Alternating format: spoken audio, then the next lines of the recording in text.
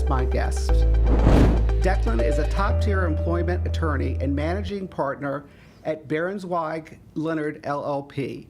He advises executives, entrepreneurs, and HR professionals on legal strategy to address legal issues impacting their businesses, helping them scale with confidence while minimizing risk.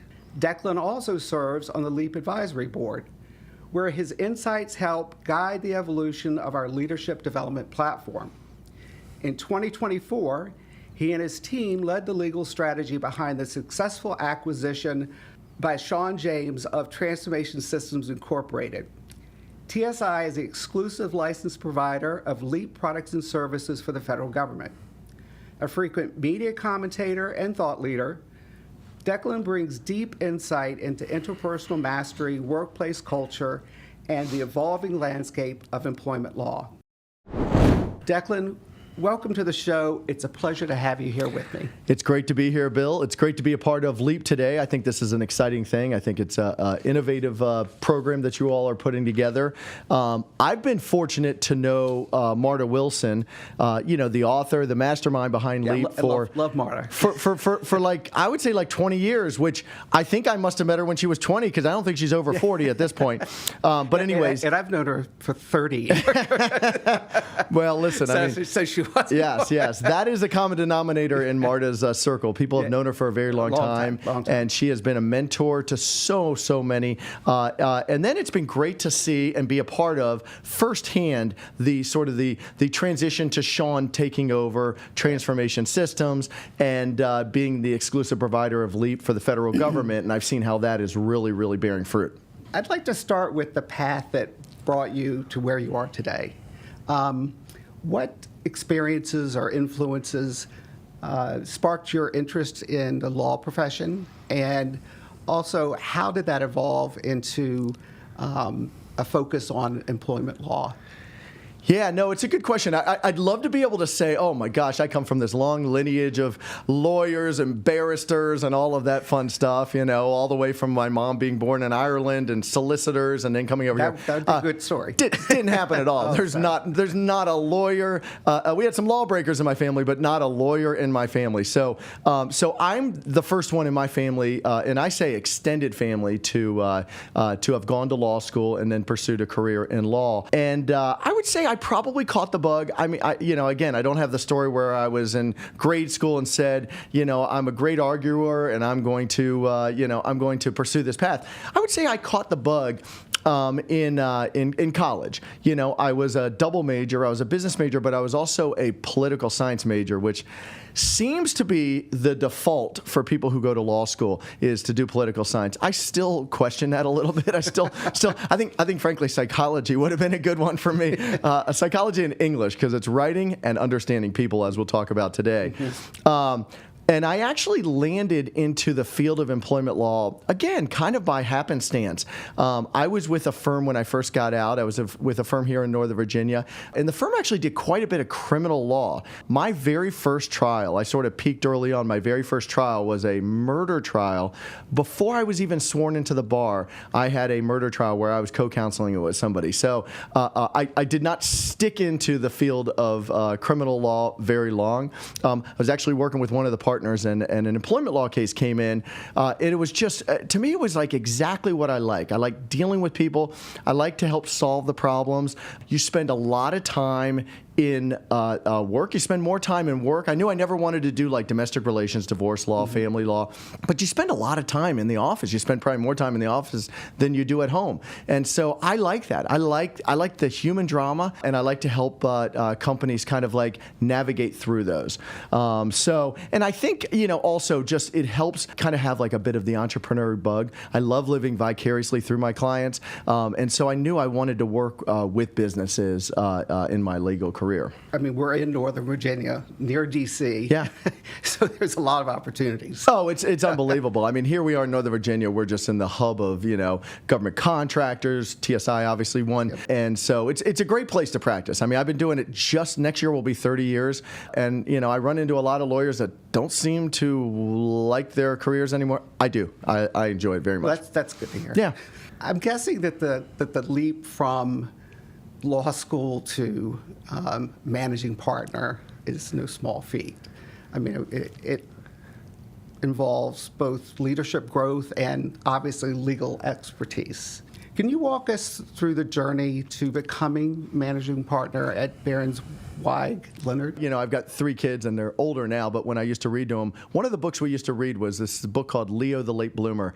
And, you know, I kind of think in some ways that is emblematic of my journey. I mean, I was, you know, I certainly was no boy wonder who, you know, became managing partner at the youngest age known to man or whatever. I took a kind of a circuitous route here. We didn't start this firm, Berenzweig Leonard, we didn't start this firm until I was 40. I'm in my mid-50s now. And you get your law degree when you're in your young to mid-20s. Mm-hmm. So think about that. That's like a 15-year period of time where I was practicing and learning not only how to be a lawyer, but also to be, you know, how to be a business leader. So I would definitely say each of these things I think were stepping stones. There was a time I would say in my 30s when perhaps I was a little bit frustrated. I was like, okay, did things stall out? Like where is my next step?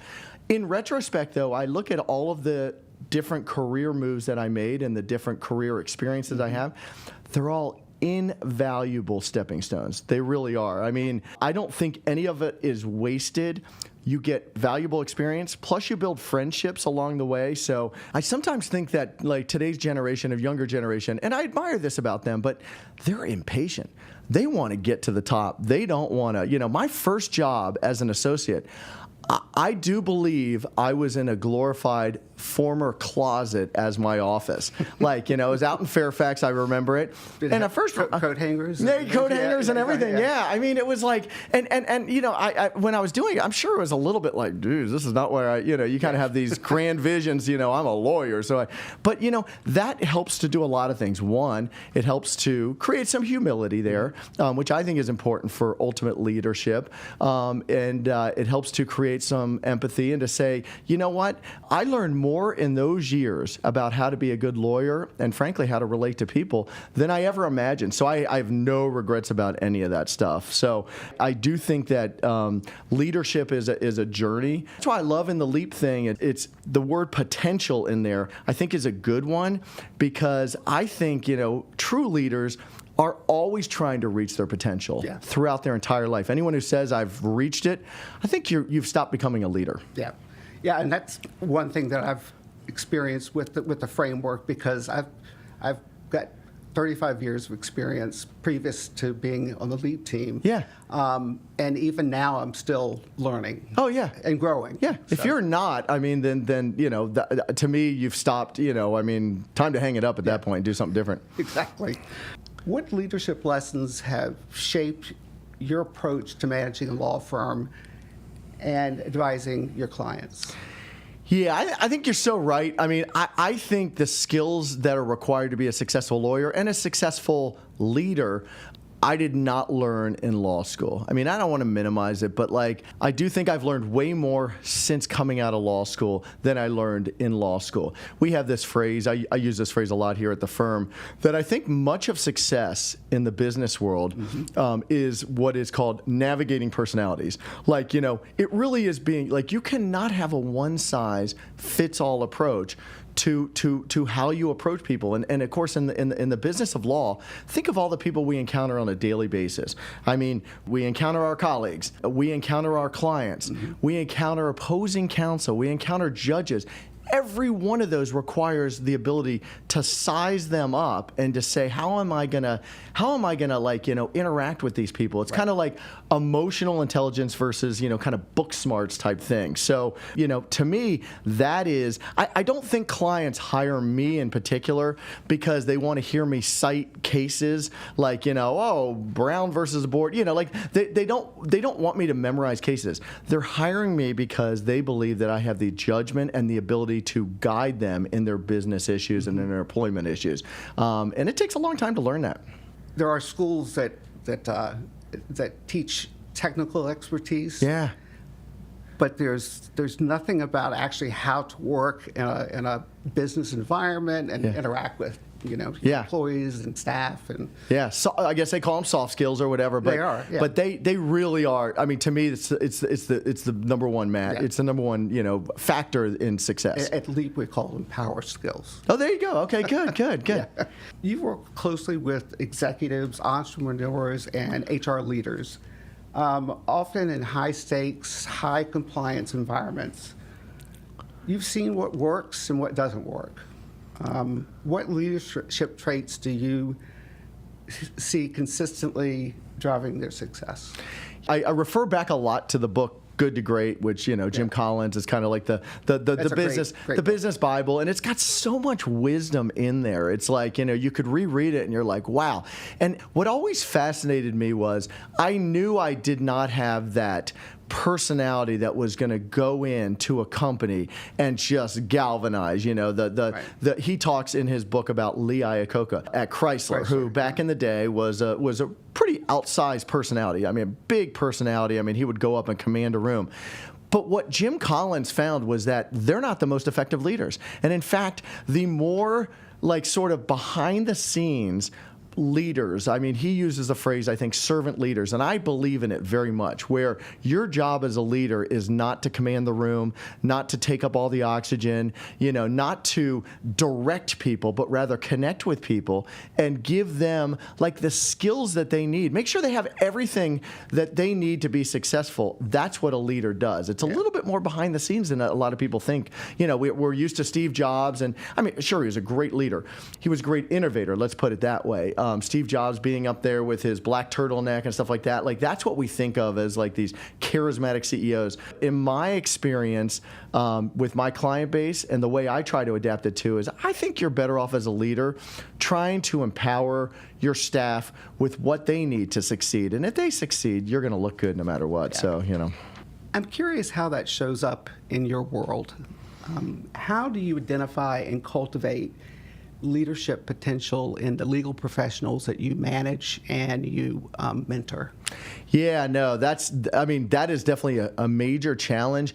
We're very fortunate here at Berenzweig Leonard to have, what I consider to be a really top-notch team. We just celebrated our 15-year anniversary of the firm. Oh, congratulations. And thank you so much. Big. And Seth Berenzweig, my law partner, my original law partner, he and I practiced together for 10 years prior. So we're on 25 years. It's crazy to think about. Yeah. We do kind of finish each other's sentences on occasion here. But so it was interesting because for a very long time, people might have said, oh, it's the Seth and Declan show, early on when we didn't have much staff and things. And that always made me uncomfortable because, first off, I don't think that that's the case. I think it's our full team that really has made this a successful endeavor that it's been. But then, it's been really exciting to identify internally who are the next leaders of the firm. And so originally, like I said, Seth and I were the original owners. About 5 years ago, we brought on, we elevated 2 new owners of the firm. So not just partners, but owners of the firm. And that was Nick Johnson and Stephanie Wilson, both of whom have been with us pretty much from day one. Nick started off here, Nick Johnson. It was his first job out of William & Mary Law School. And so how exciting is that he just came all the way through. Yeah. We saw something in him, and sure enough, it was so true. And then you mentor that. You know what I mean? You go through and you mentor that. And Stephanie, same thing. Stephanie came over. We knew she had this special skill set in a particular area, government contracts. And has she taken that and just run with it? It's been great to see. So, now we're kind of looking at the next level of leadership and stuff. So it's an ever-evolving process. We personally have had more luck cultivating it internally than bringing it from the outside in. I guess they call that in our field a lateral, transfer or something like that. Right. I don't know why. It's interesting. I think it's because we built a pretty special culture here, and we're pretty jealous of our culture here, and so people who have been with that culture throughout the period kind of get it. And then when you try to bring somebody in from the outside, I'm not saying never say never, but it's hard to bring somebody in from the outside to a place like Berenzweig Leonard. I'm also impressed that your firm invests in an intern program. Yes. You actually do have interns, and I'm assuming there are times when people actually have joined the firm. Oh, I would say it's almost become the norm. Like, it's like early on, you're right, but I would say we really use it as, to use a sports analogy, like as a farm system. I mean, what better way? I mean, interviews are interviews. You get a piece of paper, you get a resume, and then you're supposed to go off of that. And the first meeting or second meeting or whatever, work with somebody for a summer, and you really get to know them. Go out and have lunch with them, and you get to know what makes them tick and stuff like that. And you realize, you know what, that's somebody that's got the emotional intelligence as well as the intelligence that I'd like to have on the team here. Yeah, and I love the energy that they bring. I mean, because they're fresh. They're just like, it's wide open field. Yeah. You and I are sitting in this studio that's in our law firm. Todd Castleberry with BLC Digital Strategies keeps us going here, but our associates will come in here and of their own volition, of their own initiative, and do great shows. So you're right. There is great energy, and I think it's infectious. Yeah. It is. Behavioral readiness is a key leap indicator. Let's talk about what that looks like in practice, in your experience. What behavior signals a leader's readiness to be given more strategic responsibility? Yeah, I'm a big fan. It's an overused phrase that dates back probably 100 years, but action speaks louder than words. I am just a big fan of that. People can talk all they want, but until I see them implementing, then I kind of like, tune out a little bit, let's just say. And I'll use Nick Johnson as an example. When he was the one I just mentioned who came up through the ranks as an associate, and then he said, look, I want to go to the next level. And he didn't just say, I want to go to the next level. He said, here's my plan. I'm going to develop this certain practice area. And then he spent a year doing that. And when I say spent a year, he did it like on almost a daily, let's just say every couple of days, a weekly consistent basis. So that was a great example of, action. And I said, you know what? That's somebody who's hungry, who's going to take it to the next level. So that's how I look at it. When I see the phrase behavioral readiness, to me, it's like working on the business, not just in the business. Nick wasn't just like handling client files. He was saying, how can I help grow the business into a new branch of business law? Yeah. And he was very successful at doing it. So got to have engagement. Our firm's motto is engage with your business. We did a whole all hands meeting and said, what's the one word that like keeps coming up? And it was the word engaged. Being engaged with your clients, being engaged with your files, being engaged with each other on the team here. And so that's another one that I believe, behavioral readiness. Mm-hmm. How engaged are you, and how are you acting on that engagement? Yeah. I imagine that even some of the most visionary leaders tend to have legal blind spots. I wouldn't have a job if they didn't. That's true. That's why they need you. I always joke, I'm an employment lawyer. I always joke when they call up, I'm like, let me guess, you're calling me to announce a promotion. I'm like, no, nobody calls me for good news. What are the most common legal blind spots that you see them encounter? Yeah, I would say, if I had $1 for every bad contract that I've seen, I just feel like that's the paperwork from business owners, sometimes from HR leaders, documenting things. As we know, document is the way to minimize your legal risk.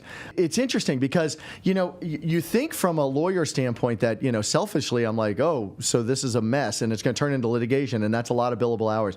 I get way more satisfaction working on the front end proactively to try to stop that stuff from like getting out of hand in the first place. Yeah. Make sure that the contracts are well written, that clearly and concisely convey what it is you want to convey, that they actually even exist, that they have signatures on them, just things that you think are kind of common sense. So there are times when they don't have signatures? Yeah.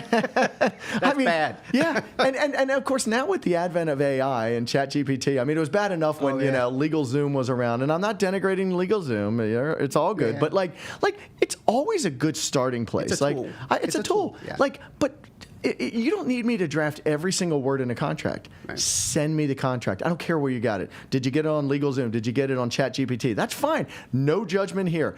But then let me just look at it, because I'm going to look at it and say, does it say what you think you want it to say, type thing. So I think there's shortcuts that business owners take on the front end, and then when it turns into litigation, I don't get a ton of satisfaction, because I feel like even if you win, sometimes it's a Pyrrhic victory, because, it's very cost prohibitive to litigate a case these days. Yeah, but it's like the genie in the bottle. Once it's out. Oh my gosh, yeah. How do you get it back in? No, absolutely. Declan, culture and compliance are not opposites. They're actually intertwined. You help leaders navigate that balance. How do you help clients build workplace cultures that are both legally sound and include empathy and trust? Oh, yeah. This is a critical one, because, I see the role of employment law as two things. One, you're going to have your documents. You're going to have your handbook. You're going to have maybe an offer letter or an employment agreement. Of course, in the area of government contracts, you got a lot of restrictive covenants, non-solicits. You're not going to try to take my task orders away, things of that nature when you leave. Mm-hmm. Those are fine. You got to have all of those. We talked about that before, that sometimes that's an area where companies aren't always as buttoned up as they need to be. But you got to go way beyond that. You have to. I once wrote an article that said, unfortunately terminations are inevitable. I wrote an article that said fairness should guide the firing process. It's often you can fire somebody however you want to do it, but it's how you do it that is often going to dictate whether or not that employee is going to be like, I feel so disrespected. I'm going to talk to a lawyer and I'm going to file suit, and their family is going to cheer them on because they felt so disrespected. It's not that they lost their job, because they're all at-will employees, the same way they could go down the street and take another job if they really want to. It's how you do it, not necessarily that you do it. A great example, and I'll just give a little side note, these performance improvement plans, like PIPs. You hear about them all the time. I know them well. Yeah. Not personally, I hope. No. Okay, got it. I had to put a couple of folks on them. Yeah, and there is a place for them, and people who know me know that I sometimes have a problem with them, because I feel like it is an area where companies can lose a lot of credibility, because if it's known within your company that you're using what's called a performance improvement plan, meaning I want you to improve, if it's really just a way to counsel somebody out the door and paper it, you're going to lose credibility very quick. Your workforce talks. They're going to know. Oh, they do. They are absolutely going to know that, I'm on a PIP, I'm out the door. And that's not the way it should be. So you really have to establish credibility, and you have to establish a reputation for fairness, and that helps to build that culture that I think really, really helps a company thrive. Yeah. And I actually have had several employees in my career that were put on those plans. Yeah. And there were a couple of times when actually they improved. That's what you want. You want it to be a success story. It was like a wake-up call.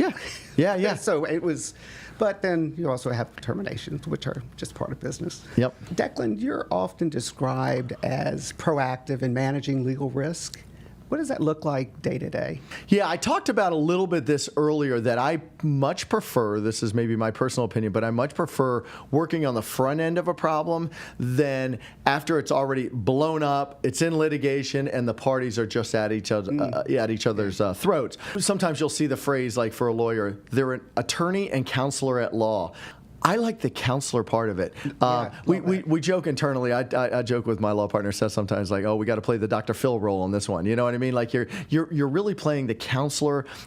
You're really trying to tap into your clients, kind of like the non-emotional state of it, to say, listen, don't be so mad at what's going on. Let's look at this from a business standpoint, and let's. Sometimes you got to know when to hold them, know when to fold them. You know what I mean? You don't have to go hard against every single aspect. So I really actually do enjoy the counselor part of this job now, 30 years in, much more than perhaps when I was litigating a lot more. I still litigate quite a bit, but I get more enjoyment and satisfaction, and I feel I'm more effective in the overall scheme doing the counselor side of this. And I'm assuming your clients, really appreciate that. I mean, they get a lot out of it. I'm sure you've got long-term clients because of that. Yeah, that's exactly right. I mean, you think about Transformation Systems. I mean, started representing them probably 20 years ago, and fortunate even through the sale and everything to now work with Sean, and he's just so great to work with. But no, that's exactly right. I do think, it's interesting because sometimes clients will resist at first because they're so mad at a situation, and they said, you got to be more aggressive. I have always had them thank me. If I'm able to talk them off of the ledge, they thank me 3, 4, 5, 6 months in. They're like, thank goodness we put this behind us and we decided we were going to focus on the business itself. I also always ask clients, like, what is it that you want to accomplish? Because I find sometimes lawyers get into their mode and say, here's what we're going to do. And I said, well, what's your business goal? Like, what's your business decision? And then let's work backwards and see, like, what kind of risk are we dealing with here? And you're never going to get a clean bill of health in any of these legal issues. People tell me all the time, like, am I clear here? Or am I going to get sued or whatever? I mean, there's always a level of risk. You just want to get it down to the continuum where it's on the lower side of risk than the high side of risk. Right. Risk management is critical. Yeah, I feel like that's my job. Like, I mean, you make your business decisions. I'm going to do the risk management of that, and you build up a trust over the years with your clients that they start to really trust your judgment. And at times they actually, you feel like, wow, I'm giving legal advice, and in some respects I'm morphing into business advice a little bit, because they do want to get your input on what you would do. Because I mean, I'm a business owner too. Yeah, exactly. With the pace of change today, keeping up with legal trends is not just smart, it's essential for protecting culture, compliance, and growth.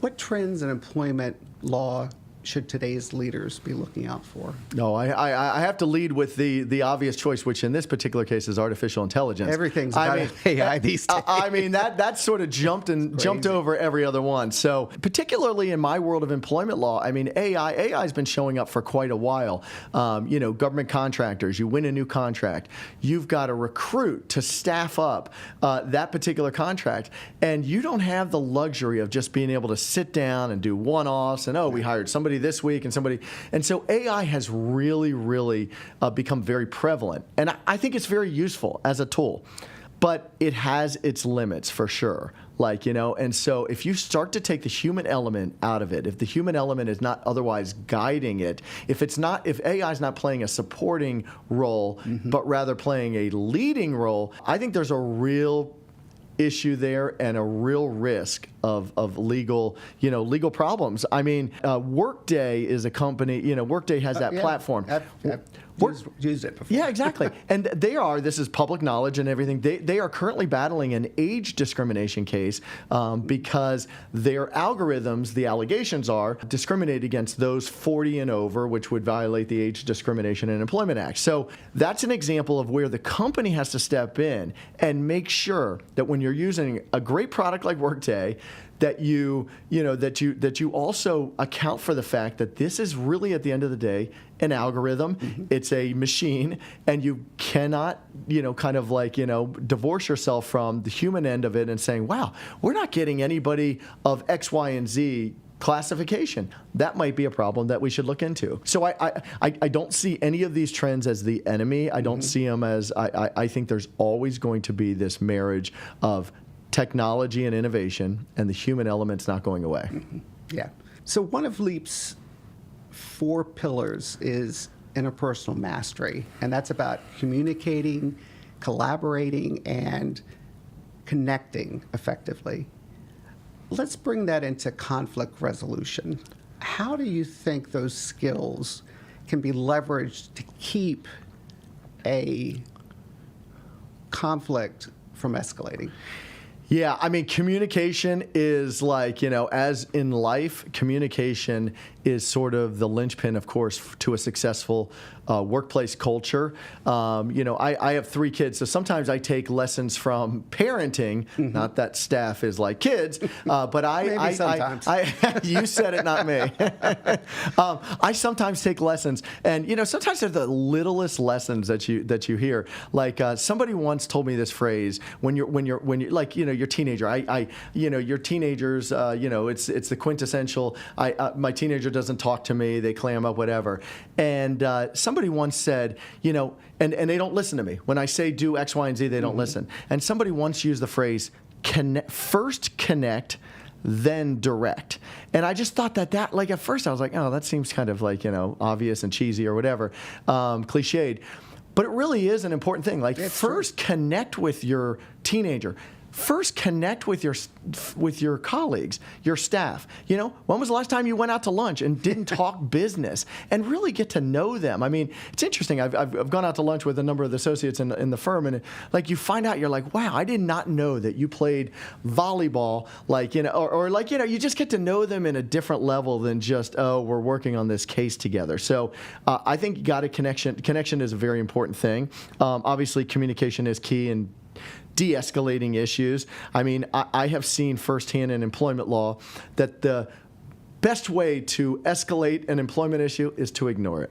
You know what I mean? Just ignore it. Sweep it under the rug. Yeah. And guess what? There are a lot of leaders, and I have been guilty of this myself, who just love to kick the can down the road. You know what I mean? So there's a lot of leaders who will not confront it, who will not have those hard conversations. I think the method of communication is also key. We see very much in everyday life the limits of email communications. I mean, you start to see very quickly when these emails just take on a tone of, pick up the phone. Pick up the phone, talk it through, go down the hall. When that's one drawback in my opinion of remote work is you can't necessarily always go down the hallway and say, hey, look, I sent that email, but like here's what I was really getting at, so no harm, no foul type thing.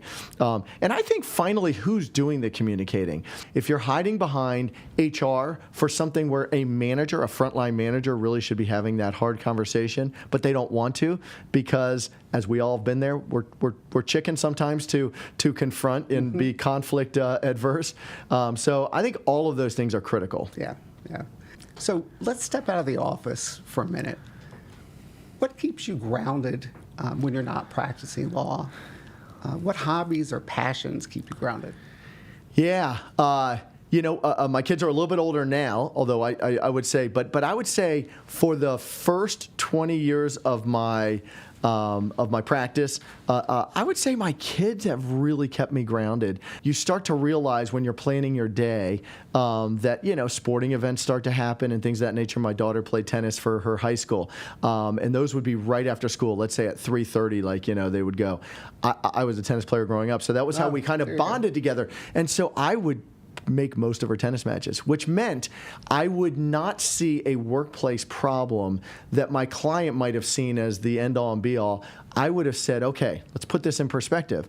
I'm not going to schedule that meeting for that afternoon. I'm still going to get my time in, and I'm still going to address those issues. But it really helps you to step out of that, watch somebody play tennis, and then come back into the office, and you got a little bit of a deeper perspective. So I would say that's definitely a big one. I would say my colleagues definitely keep me grounded. I mean we've got a great group here. I mean starting with my original law partner Seth Berenzweig. We've had 25 years of doing this, and there's got to be a component where we can turn off the seriousness and tamp down any drama.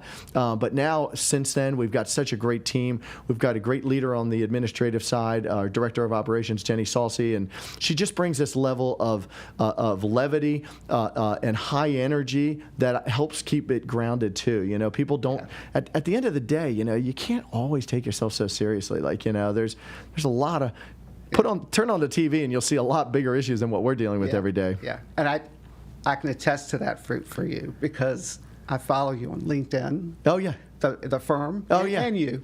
Yeah. But I can see from what you post that you guys, I mean, you work a lot, Yeah. I'm sure. Yeah. Yeah. But you also know how to have fun. Yeah, I we can do. tell. We do. We just celebrated our. We did our holiday party. We're taping this in November. Yeah. We did our holiday party, and it was also our 15-year anniversary. And it's such a fun. I mean, sometimes holiday parties you're like, oh god, I gotta go. Everyone genuinely was looking forward to it. We do things like bring your dog to work day here. Those are things that are just kind of like. They kind of like bring a level of informality into an otherwise perhaps overly formal, profession. Yeah, and it builds a stronger team. I mean, that's been my experience. Yeah. Couple other things. I love music. Anyone who knows me knows I'm a huge Bruce Springsteen fan, but I love music. I guess if I could turn back the clock, I would have tried to play an instrument earlier, but you're never too old. You can teach an old dog new tricks Mm-hmm. in my case, because I've taken up guitar, and again, still very much a beginner / intermediate, but I have a great time. That's what I do at nighttime. I go downstairs, play guitar. That is a great release. Helps me stay grounded. I like going out on my bike and really just connecting with people. I mean, it's no different here at work. Connecting with people, making sure you schedule a good happy hour and have a great conversation. I mean, that's what really it's all about. Yeah. I often hear emerging leaders ask, where do I even start? What advice would you give to an emerging leader to lead with integrity and impact? Yeah, I mean, I don't think you should look at leadership as something that is attainable way down in the future. Like one day I'm going to be a leader. Because I think you can be a leader. You don't have to have that moniker, or it doesn't have to say managing partner on your card or whatever. Yeah. You can be a leader at all stages of your career. I see it here with our associates. I see them organizing associate lunches and things like that. To me, those are signs of leadership. Like, those are signs of, hey, I understand connecting with people is very important, and I'm going to take action. We talked earlier about action speaks louder than words. Yeah. I'm going to take action. I'm going to organize lunches. I'm going to take time to mentor our newest associate on how to handle a difficult client interaction. Like, those are all things. So I would say start right from the beginning of your career to look for ways to demonstrate leadership, even if you don't have the title in your, on your signature block or whatever. Yeah, yeah. So don't look at it as like leadership's over here and I'm at this point in my career. No, leadership will all, you can demonstrate leadership all the way, and then maybe you get the title at some time. Exactly. In my experience, most leaders have one key principle that they lean on in tough times. I'd call it a North Star. If you had to boil down your leadership style into one key principle, what would that be? It's interesting because I was not an English major. I do not. You're a political science. Political science and business, exactly. Right. I do not fancy myself somebody who was like a big reader and, and deep into the classics and everything. My wife teases me about that. I was like, I'm always like, why couldn't Shakespeare just write a little bit more clearly? Right. Anyways, that's a little insight into my view. But I did read a poem once, and it's a very famous poem, Rudyard Kipling's poem "If," and the first couple of the lines of it, I never got past the first couple of lines. I get bored. But no, the first couple of lines of it, I find myself sometimes coming back to in my practice, and I'll read it because I haven't memorized it. It says, "If you can keep your head while those around you are losing theirs and blaming you." And then the next line is, "If you can trust yourself when all men doubt you, but make allowance for their doubting too." And I like those first two lines a lot. First one is like, look, especially in our profession, in the legal career, and people are looking at you as a leader. How are you going to react when things don't go your way or don't go your client's way or something like that? Got to keep perspective, and you got to keep your head about you, as the thing says. And oftentimes they may be blaming you. Got to keep your head about you. And then the second one, you got to trust yourself. But I think the second part of it I really also like. You got to make allowance for their doubting too. People who are too sure of themselves, I'm not so sure they make the best leaders. I think that's where ego gets in the way. You've got to be able to listen to people and change your mind if that's what you believe. So that would be the one that kind of comes to mind. great. No, and that's been my experience too, what you just described. Yeah. And I love the Kipling. Yeah. Behavioral shifts are at the heart of the LEAP framework. What's one behavior or mindset shift that you believes unlocks long-term leadership effectiveness? Yeah, and here I'm going to talk about a book that I read a couple of years ago, and I've actually reread it since, and it really had a profound impact on me, and books don't always do that for me. But it's actually called Mindset. You mentioned that in the question. It's actually called Mindset by Dr. Carol Dweck. And she has this concept that she talks about throughout the entire book. It's called the fixed versus the growth mindset. And really it all boils down to is how adaptable and how flexible are you in your thinking? If you're a closed-minded thinker, if you're always doing things this way, eventually you're going to find yourself hitting a wall when it comes to connecting with others, directing others, and frankly, being a leader. And so, I read a study a couple of years ago, and they said, what's the number one factor for success? I think Harvard or Yale, somebody did a study, and I found the results so interesting because, you think about it, and you're like, oh, it's probably intelligence, and it's probably this. Mm-hmm. And the word that came out was adaptability. And I thought, that is really interesting because I do think it's true. You get thrown curveballs all the time in whatever profession you're in. It doesn't matter whether you're law, any profession, any type of job, and frankly, just any personal life too. You get thrown curveballs.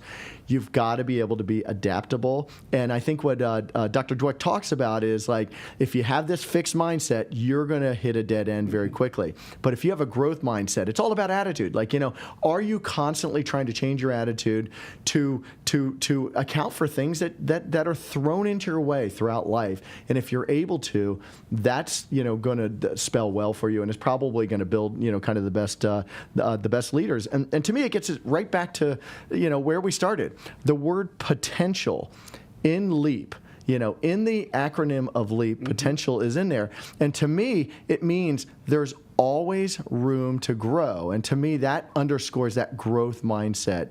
And I think that's why LEAP has been, so successful over so many decades. Yes.